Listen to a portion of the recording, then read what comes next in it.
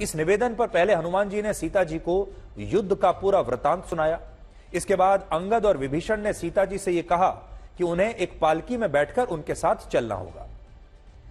अंगद और विभीषण ये भी चाहते थे कि भगवान श्री राम से मिलने के लिए सीता जी रेशमी वस्त्रों के साथ सुंदर आभूषणों को भी धारण करें।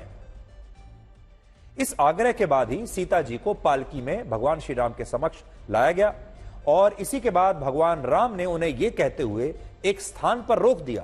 कि उन्हें उनके निकट आने से पहले अग्नि परीक्षा से गुजरना होगा।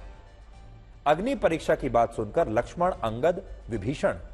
हनुमान जी और वानरों की सेना विचलित हो गई और उन्हें यह लगा कि क्या अब सीता जी को भी अपनी पवित्रता इस तरह साबित करनी होगी। और इस दुख और विलाप में वानरों ने अग्नि परीक्षा के लिए लकड़ियां इकट्ठी करनी शुरू की और सबको यही लगा कि सीता जी को इस अग्नि में प्रवेश करके स्वयं की पवित्रता और सद्गुणों को साबित करना होगा। लेकिन रामायण के अनुसार भगवान राम और सीता जी इस बात को जानते थे कि अग्नि परीक्षा तो सिर्फ संसार को यह दिखाने के लिए ही है, लेकिन इसका असली उद्देश्य कुछ और है। असली उद्देश्य क्या है?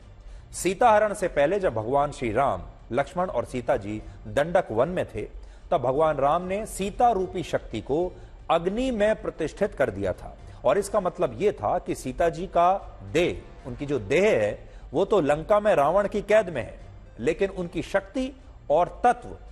अग्नि में सुरक्षित थे।